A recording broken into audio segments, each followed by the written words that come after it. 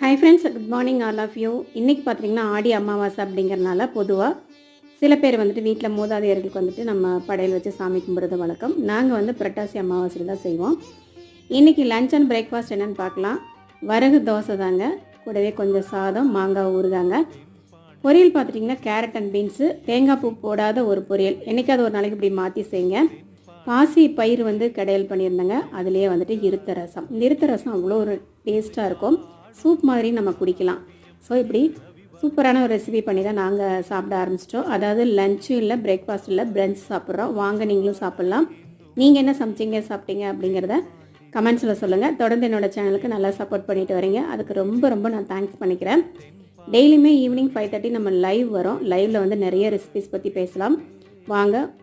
இந்த வீடியோ உங்களுக்கு பிடிச்சிருக்குன்னு நினைக்கிறேன். வீடியோ பிடிச்சிருந்தா லைக் பண்ணி, ஷேர் பண்ணி, சப்ஸ்கிரைப் பண்ணுங்கள். தொடர்ந்து சப்போர்ட் பண்ணலாம்.